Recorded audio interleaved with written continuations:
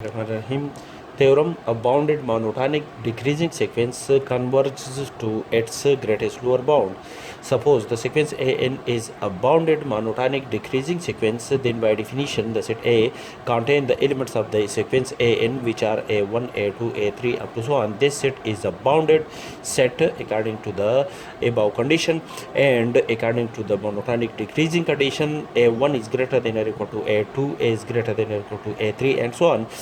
Since the sequence an is a bounded monotonic decreasing sequence, therefore therefore the set A contain the elements of the sequence A has the greatest lower bound. Let M be the greatest lower bound of this set A.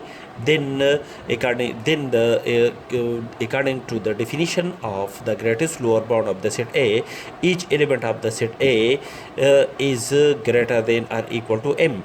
A number m plus epsilon for epsilon greater than 0 will be greater than m, where m is the greatest lower bound, and this element m plus epsilon is not a lower bound of the set A. That is, there exists the elements, that is the set A contain the element 1, 1.1, 1.2, 1.3 and so on.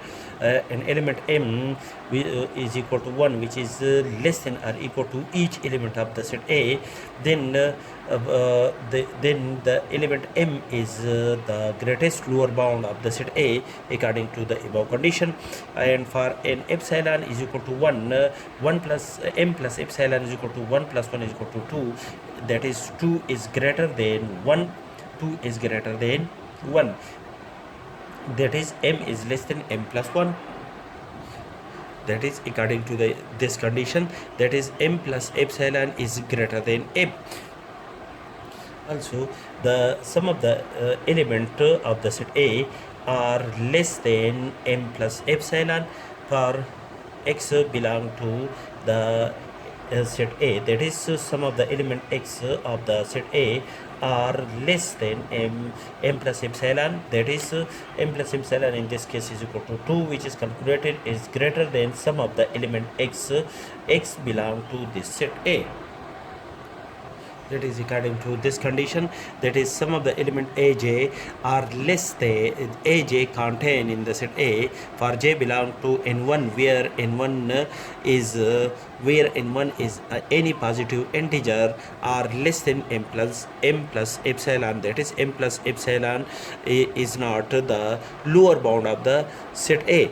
And since the sequence an is a monotonic decreasing sequence, therefore aj is less than m plus epsilon and is greater than or equal to m, where m, according to our above supposition, that the element m is the greatest lower bound of the set A and aj are the element of the set A. That is, the element m is greater than m minus epsilon and is less than or equal to aj, and aj is less than m plus epsilon for j is greater than or equal to n1, where n1 is any positive integer. Or so subtract aj is greater than m minus epsilon and is less than m plus epsilon.